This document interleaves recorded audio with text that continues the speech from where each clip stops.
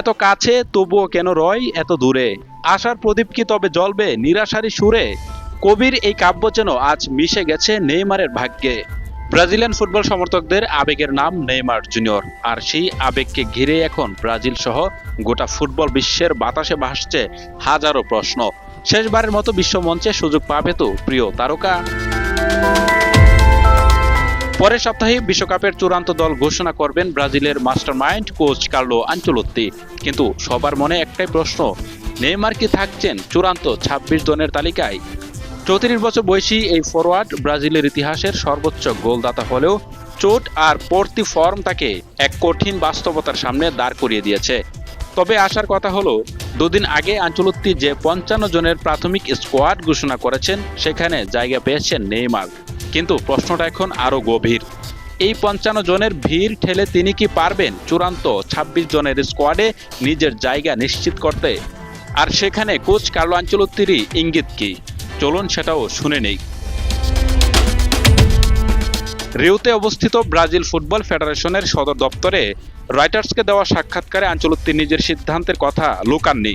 তিনি বলেন, সিদ্ধান্ত নেওয়া মোটেও সহজ নয়। নেইমার আমাদের জন্য অত্যন্ত গুরুত্বপূর্ণ একজন, কিন্তু তার চোটের ইতিহাস আমাদের ভাবাচ্ছে। বর্তমানে সান্তোসের হয়ে নিয়মিত খেলে ফিটনেস উন্নতি করলেও কোচের বর্তমান রণকৌশলে এমন ফরোয়ার্ড প্রয়োজন যারা পুরো ম্যাচ জুড়ে উচ্চ গতিতে ফুটবল খেলতে পারেন। আর তাই নেইমারের বর্তমান শারীরিক অবস্থা সেই কৌশলের সাথে কতটা মানানসই সেটি এখন বড় বিবেচ্য বিষয়। আনচেলোত্তির মতে, দল গঠনের ক্ষেত্রে আবেগের কোনো জায়গা নেই এবং নেইমারকে নেওয়া বা না নেওয়ার সিদ্ধান্ত হবে শতভাগ পেশাদার। এবং তিনি আরও বলেন যে কোনো চাপের মুখে তিনি নতি স্বীকার করবেন না। শুধু তাই না, ব্রাজিলিয়ান সমর্থকদের মধ্যেও এখন দুই পক্ষ। এক পক্ষ চাই অভিজ্ঞ নেইমারকে শেষবারের মতো বিশ্বমঞ্চে দেখতে, আর অন্য পক্ষ চাই তরুণ এবং ফিট খেলোয়াড়দের উপর ভরসা রাখতে।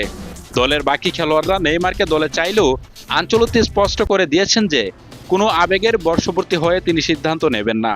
তিনি আরও বলেন, আমি নিখুঁত কোনো দল তৈরি করতে পারবো না, কিন্তু এমন একটি দল গড়তে চাই যেখানে ভুলের পরিমাণ হবে সর্বনিম্ন।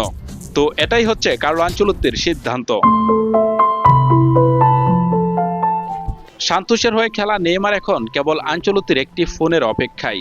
তবে ৫৫ জনের তালিকায় নাম থাকা কি তার ফেরার ইঙ্গিত, নাকি এটি কেবলই সান্ত্বনা? আগামী সপ্তাহের সেই মাহেন্দ্রক্ষণে জানা যাবে ব্রাজিলের সোনালী স্বপ্নে নেইমারের তুলির আঁচড় আর থাকবেন কিনা।